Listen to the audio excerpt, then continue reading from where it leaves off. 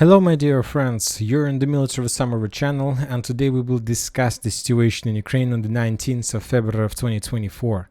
Today we have significant number of very interesting updates, details, geolocations and so on, so let's start. And to tell the truth, before we start discussing the video, probably, if you ask my opinion, as for me, today we received one of the most important updates probably after the battle and the fall of Avdiivka for the previous 6 months or something like this. And today we're not talking about the battle in the vicinity of Robotyne, where the Russians managed to answer the city from the western part and to establish control over the few streets, which is also very important. Today I would like to discuss with you another topic. Once again, according to me, one of the most important updates for the previous 6 months after the fall of Avdiivka. And to start the discussion, I would like to remind you a few very important things, and it will give you understanding why I'm trying to tell you and what I'm trying to talk about. First, let's start from the basic things of the special military operation. I would like to discuss within the first part of the video the common front lines. The common front lines according to the Ministry of Defense of Russian Federation. The first front line is Kupiansk area, Kupiansk front line that starts somewhere at the borderlands and ended somewhere to the south of Novoselovka. So this is the Kupiansk direction, Kupiansk front line. There are very heavy clashes in Kislovka-Kotляровka, Tabayevka, Krakhmalne, Sinkovka, Petropavlovka. The Russians are trying to establish control over this area and to restore control over the positions they lost during the Ukrainian greatest counteroffensive operation. So everything was clear to us until this day. The second front line is the Lyman front line, this area that starts to the south of Novoselovka at the bottom border of the Kupiansk front line, and this front line ends somewhere to the south, Svetogorsk, so along Seversky Donetsk River. So the northern, the southern border, the southern settlement of this front line is Bilogorovka. So Yampol, Lyman, Kremenaya Forest, this area, Terny, Tarskoye, this is the end of the Lyman front line, Lyman direction. We know that currently the Russians are pushing in direction of Zhiribets, Terny area, trying to force the Ukrainians to step back from Russian Russian bank of Zhiribets River. The next front line is Donetsk direction. Donetsk front line starts somewhere at Lyman, Slavyansk, the northern town, the northern city of this front line, and this front line ends somewhere, let's say, to the south of Novomikhailivka. So this is approximately the border of the South Donetsk direction, from Slavyansk to Novomikhailivka, because according to the Ministry of Defense, the Russians usually use Novomikhailivka as a part of Donetsk direction. Then we're moving to the South Donetsk direction. When talking about the south, it's Vodyane, Ugledar, Novoukhrainovka, Prishchitsevka, Vremivka tactical bridgehead, and this front line ends somewhere between Gulyai-Pole and Vremivka tactical bridgehead. So let's assume that South Donetsk direction ends somewhere at Poltavka. So this is the South Donetsk direction, probably one of the shortest front line, probably at least now. Kupiansk as well, not so big, so like very short front line with probably the most important town, Ugledar and Vremivka tactical bridgehead. But when talking about this area, we have nothing to talk about. Usually there is a common, let's say, a calm situation without significant progress on the ground, neither from the Russian or from the Ukrainian side. The next front line is Zaporozhye area. This front line starts somewhere at Gulyai-Pole and ends somewhere at Dnipro River. So this front line was and is famous for its directions like Robotyne, the battle for Robotyne, Bradley Square, when talking about Kamyanskaya, Orekhov. So we are familiar with this area because we received significant number of updates from this territory during the previous 2023 when the Ukrainians launched the greatest counteroffensive operation. And the final front line is Kherson direction. So this is Kherson, according to, let's say, the length, probably the biggest front line in the special military operation, and this front line is famous for the Russian regrouping operation from Kherson direction, the Battle of Krynki, and probably Energodar, the area where the Russians have nuclear power plant. So this is the configuration of the front line. To be more precise, that was the configuration of the front line until the fall of Avdiivka. We got used to this area, we were talking about these directions, and we were planning and we were making projections based on this configuration, trying to understand where the Russians are planning to move further, what kind of territories, what are the Russian directors, when we were making projections and so on. But starting off today, everything changed. Everything changed completely. completely, and as I understand, this is the most important changes at the beginning of 2024 that the Russians made to, let's say, to complete and to follow and to show us the configuration of Russian military idea for 2024.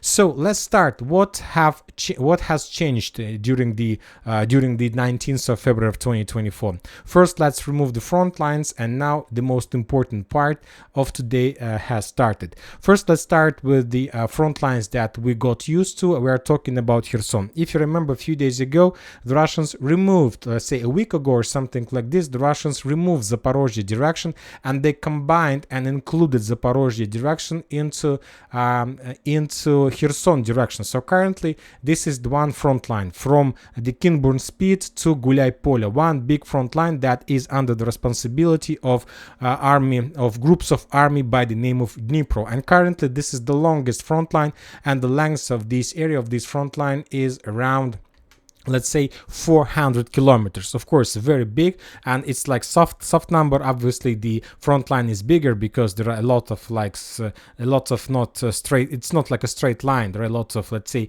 backs, a lot of hills, and so the line is like a snake. So more than 400 kilometers for Kherson direction. The next front line that hasn't been changed by the Russians is South Donetsk direction, and as we discussed, this front line starts at Novomikhailivka to the south of Novomikhailivka, including Ugledar, Vadiane, and this front line includes also Vremivka tactical bridges. So as you can see, no changes. The Russians, that means that the Russians are not going to change the tactics and approach they had in 2023.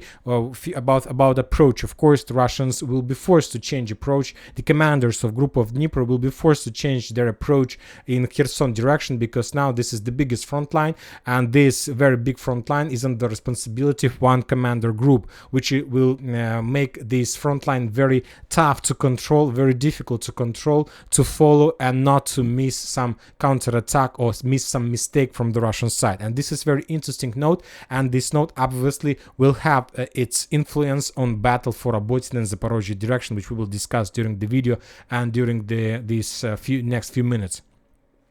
Now we are moving to the most important part, to Donetsk, Lyman, and Kupiansk direction. And now the most important, interesting part has started. First, let's talk about Kupiansk direction, because today, according to the Ministry of Defense of Russian Federation, they reported that during the, let's say, the previous 24 hours, the Russians managed to repel significant number of attacks. They repelled the Ukrainian attacks of 14th Brigade. Or they let's say, told us about the brigades they managed to repel attacks. Also, the Russians reported they managed to improve their positions. And after that, they added important note. And according to the new classification of the Ministry of Defense of Russian Federation, on Kupiansk directions, the Russians managed to improve their positions on Tserny, on Tarskoye, let's say, areas, which confirms that since the beginning or since the second half of February, the Russians, let's say, included Lyman direction to Kupiansk direction. So currently, this is one big front line, starting from the border and ending somewhere along the Seversky Donetsk River. So from now on, there are no more Lyman direction. There is a big Kupiansk direction, and the distance and the length of the front line in this area is around, let's calculate the distance, is around 110 kilometers. And just in the previous video, we were talking that the Russians have concentrated 110,000 soldiers on all over the line of combat contact on Kupiansk direction, which means that there is 1,000 soldiers for 1 kilometer, significant number of concentration. Obviously, this is offensive fist, and obviously the Russians are planning to attack. So the question is why the Russians took a decision to combine two front lines, Kupiansk and Lyman, into one under responsibility of Group of Army West. So Group of Army West is currently responsible for Kupiansk direction, including Lyman and former Lyman and current Kupiansk. The reason of that is that the Russians are planning to start full-scale offensive operation, and they want to make one commander group responsible for entire attack. Because when there was attack in Lyman and attack in Kupiansk, maybe those two attacks were unsynchronized, maybe there was a lot of problems in communication between squad and groups, and maybe sometimes for cases of friendly fire, who knows, course. So that's why, because the Russians understand that they need and they must to force the Ukrainians to step back on the, let's say, Ukrainian bank of Oskol River, they need this entire attack to be coordinated and controlled from one, let's say, command center, and this is West Command Center. So this is the situation, probably one of the most important updates about the strategic reset, strategic regrouping of the entire line of combat contact. Now we're moving to probably the most important part of the front line, where we got the most interesting and significant changes. So we're talking about Donetsk direction. So before we start, the Minister of Defense of Russian Federation today reported that they created or reported about additional front line, and we're calling this front line Avdiivka direction. And according to the Minister of Defense, as a result of clashes on Avdiivka direction, the Ukrainians lost around 565 soldiers, 25 vehicles, and 3 artillery systems. And once again, let's move back to Lyman direction. When talking about the old former Lyman direction, that direction was under responsibility of groups of army center, and according to the new Minister of Defense report, the group of army of center currently is responsible for Avdiivka direction. And the Minister of Defense provided us some details and some notes trying to show us the border of this new front line. And according to them, the front line starts at Pervomayskaya and ends to the north of the chemical plant, to the north of Krasnogorovka. So if we add the lines on the map, we will see that the Avdiivka direction is something like this. So this is approximately the Avdiivka direction. And now let's talk about Donetsk direction. The Minister of Defense also provided us some numbers, and they're saying that the Russians managed to repel attacks, to deal significant damage to the Ukrainians' losses, and also they gave us some understanding where is the beginning of Donetsk front line and where is the end, or where is the borders, where are the borders of this direction. And the Russians reported that on southern, let's say, the Russians repelled few attacks in direction of Novomikhailivka and in direction of Novomikhailivka, and also the Russians added that they repelled few Ukrainian attacks in the vicinity of Kurdyumovka and Zelenopolye. So if we add the line to the map, we will see that Donetsk front line, let's say, wasn't changed, just there was like Donetsk is the same. Donetsk front line is the same, with one small exception. Now the Russians created inside of Donetsk direction additional direction by the name of Avdiivka direction. So approximately this is the current configuration of the Russian front lines, of the Russian groups of army, and this is very important because from this perspective we understand the next Russian plans and what the Russians are planning to do next. And if you ask my opinion, when I see this picture, when this configuration, let's say from the first point, I wanted to draw a few arrows, of course, as usual I like to do. The first arrow we can start drawing somewhere in the area of Pokrovsk. So as we understand, based on the fact that Avdiivka front line is very short and very small, but with significant concentration of forces, I'll remind you that for the battle for Avdiivka, the Russians involved around 40,000 soldiers, and as we know, according to the clashes, the Russians have lost almost anything. They wasn't exhausted, they haven't received significant damage, they managed to save the personnel, and now they are ready to further offensive operation. And as I understand, the main purpose of Avdiivka direction is going to attack along this, in this small square between this black line, inside of this black line. And the main purpose of the Russians is to get and to establish control over Pokrovsk and Mirnograd. So this is the main purpose of Avdiivka direction. But the thing is that there is another direction, Donetsk direction, which like goes around Avdiivka. And as I understand, this is going to be support and secondary direction. And the main purpose of the secondary direction is, of course, to penetrate the Ukrainian defense belt in Novomikhailivka, Korakhova, and to secure the flanks of Avdiivka direction. So Avdiivka is like growing from inside of Donetsk further deep inside of, let's say, Ukrainian territory in the mainland. So everything reminds me of the Second World War, where the final stage of 1944-1943, when the Russians created their own, let's say, the first steps in creation of the old Soviet school. And this is something like the very powerful armored fist inside of the line of attack and the flanks that are secured by other groups. So very interesting configuration, which will probably lead to something that the Ukrainians and the NATO officers didn't expect from the Russian side. So the first flank attack and flank secure attack along Marinka, Georgievka, Novomikhailivka, Kurakhova, and then to Selidovo, Udachное, and the northern direction, the northern flank attack to secure the Avdiivka front line from the northern, let's say, counterattacks is, of course, Bakhmut, Artyomovsk, Chasiv Yar, Konstantinovka.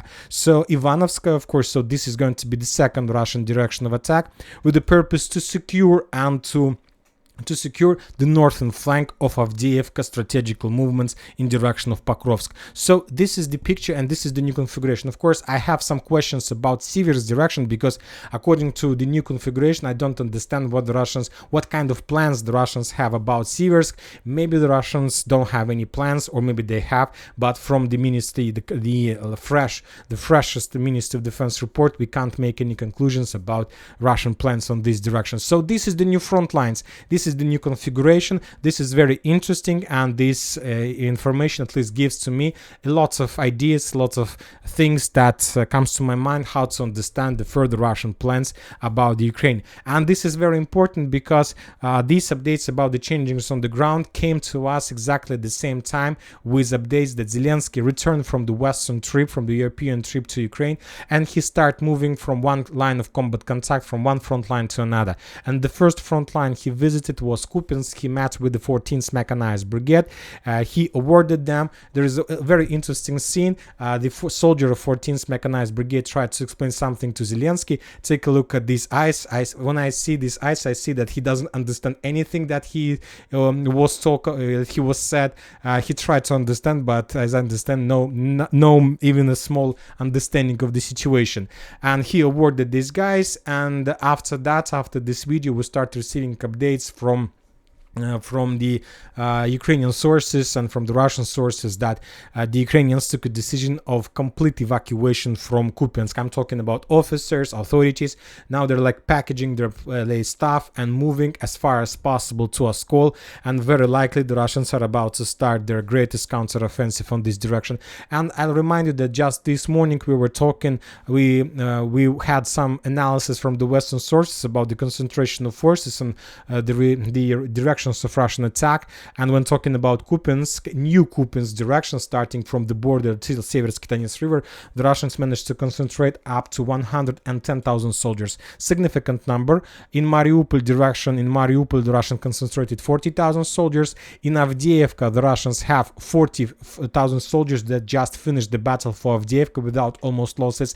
We have Zaporozhye front line, and we got some updates from the Ukrainian side that the Russians concentrated forces, much more bigger army in comparison with Avdiivka, so from 40 till 60. So based on all these facts, we can calculate, and the Russians concentrated all over the line of combat contact more than 200,000 soldiers for further offensive operation with the purpose to completely collapse the Ukrainian defense belt and to get Dnipro River as fast as possible. Furthermore, today, the Russians reported that just for the previous 2 months, for January and let's say 19 days of February, another 53,000 soldiers joined Russian army and were sent to the line of combat contact. So 2 months, 60,000 soldiers, 2 months additional army. Just imagine yourself, the Russians are able to create one big army for 2 months of this recruiting mobilization process. And I'm not talking about the military and production. I don't see any chances for the Ukrainians to stand against this situation.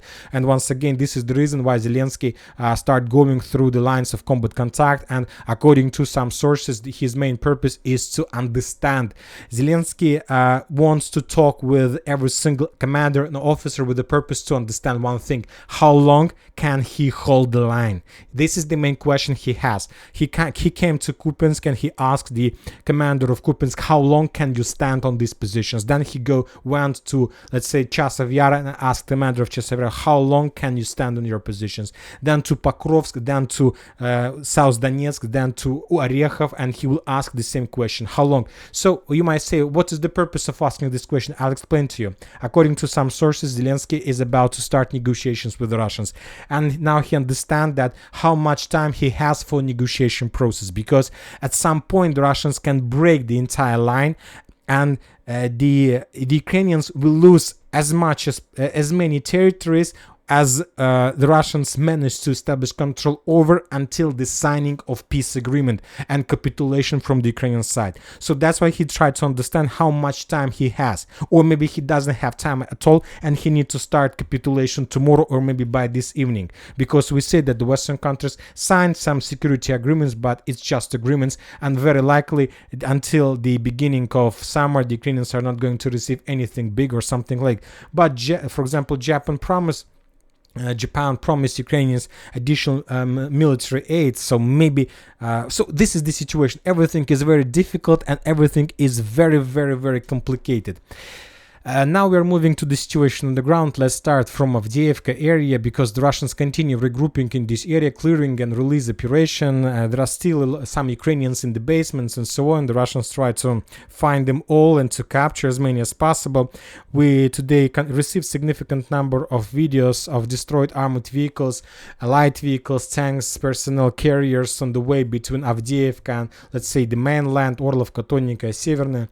These are armored vehicles that were destroyed during the process of evacuation, probably as a result of multi-launch rocket system fire or another fab arrive or something like this. Also, we have a significant number of scenes. The Russians made a compilation of videos of how the Ukrainians were withdrawing and retreating from Avdiivka, convoys, endless convoys of Ukrainians, some light vehicle bypassing the soldiers without even a stop. So they're bypassing and they don't care. They try to save their own lives and something like this. So that was, of course, a disaster, and nobody knows what is going to be next, at least from the Ukrainian side. Probably the Russians do have some plan and they start implementation of this plan. So that's it about Avdiivka direction. Once again, important city is Lastочкино village. Currently, according to information, this town is in the gray zone, and there are just neither the Russians nor the Ukrainians control this area. Now we are moving to Robotyne area, probably the most, let's say, important, let's say, foothold for the previous 24 hours. Currently, there are very heavy clashes. The Russians continue advancing and pushing the Ukrainians. Just before the middle of the 19th of February, we got significant number of updates, but basically, just let's say, some mappers were updating their maps, some Telegram posts, and according to some sources, reliable sources, the Russians managed to dig in deeper in defense belt of on Verbovo direction, forcing the Ukrainians to step back. The Russians, as you can see, are trying to force the Ukrainians to step back, first of all from the northern part of Verbovo, and if the Russians are able to continue movements further, let's say till this line, by this attack the Russians will try to force the Ukrainians also to step back from Robotyne due to the risk of being encircled by the Russian forces. When talking about Robotyne itself, during the day we received a lot of updates about the fact that the Russians managed to penetrate the first defense belt, but mainly the text messages. Later we got the first geolocations from FPV drone operators Babry. They published during the day more than 7 videos of FPV drone strikes. They started the clearing operation. They were the first group that started the clearing operation, and their main job and task was to attack the Ukrainian positions along the main defense belt on the south. Significant number of videos, as you can see, the area of operating of this group, a lot of trenches, fire positions, anti-tank positions, machine gun positions, minefields, strongholds, shelters were destroyed as a result of work of FPV drone group operators Babry. So a lot of videos. If you have access, you can watch all of them. So these are all videos that geolocated, and as a result of that clearing operation, the Russians managed to suppress Ukrainian positions and to capture the first defense belt. So it's something like this. After, we continue receiving updates about entering the western part, but we didn't have any geolocated confirmations of that progress. And just the Ukrainians this evening of the local time on the 19th of February published 2 geolocated videos, 2 videos that later were geolocated by the Asin Society. On this video we can see the process of the Russian attack on the western streets on the road 0408 by the Russian stormtroopers. The Ukrainians managed to discover the Russian offensive group and start bombing them with FPV drones, with artillery, with mortars, so lots of explosions, lots of losses, always as usually from the Ukrainian side. But let's say the video, some episodes of that video were geolocated, and one of the episodes took place here. So basically along the 0408 road. So based on that geolocation, we have a right to adjust the map and to show at least this part as a gray zone. So because the main clashes are currently taking in this place. And later, right before I start making the video, the Ukrainians published another video of how they were taking some Russians into as a prisoners of war. So up to 4 Russian soldiers or maybe more were captured here, which we can consider as the second confirmation that as a result of offensive operation, the Russians managed to enter the first street of Robotyne and to capture first buildings. Probably they were cut off from the main forces from the second wave of the reinforcement. The Ukrainians took that time and counterattacked the Russians in the Robotyne and captured few prisoners of war, and they moved them back. So currently, anyway, the situation continues being under the covered with the fog of war. We need more details, and obviously tomorrow we're going to receive the final picture and the final understanding of the picture for Robotyne. Furthermore, according to the Russians, this evening somewhere at 7 p.m. at 6 p.m. of the local time, we receive updates that Ukrainians start moving significant number of reinforcements from Novodanilivka along 0408 road to Robotyne with the purpose to reinforce the forces and to stabilize and not to allow the Russians to recapture the stronghold. The sources are saying that Ukrainians used up to 30 pieces of armored vehicles, including light vehicles, trucks, armored vehicles, and tanks that were heading from Orech to the south in Robotyne. So obviously this night is going to be very hot if the Ukrainians are able to redeploy 30 armored vehicles in this area, 30 vehicles with infantry, with reinforcements. It's the significant number. It's up to more than 1 battalion. So this means that it's going to be very heavy clashes with the purpose to not to allow the Russians to capture Robotyne. And another thing, if Ukrainians send significant number of forces, that means that the situation in Robotyne is really critical, and very likely with the same level of let's say pressure, the Russians have very big chances to establish complete control over the village during upcoming night with FPV drones, with Lancet strikes. So everything is going to happen. This is decisive evening.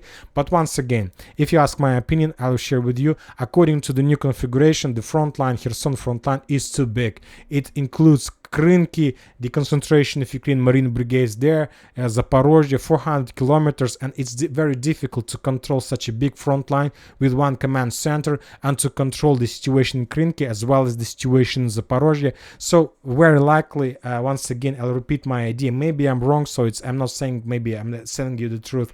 Very likely that this is the secondary attack with the purpose to force the Ukrainians to use as many as possible reserves for the stabilization, and after the stabilization of the front line, probably with the capturing of Robotyne by the Russians will make the primary attack either on Avdiivka direction or on the Kupiansk, and then this is going to be the real story of the final collapse of Ukraine and the eastern part of, let's say, eastern part of Dnipro or something like this.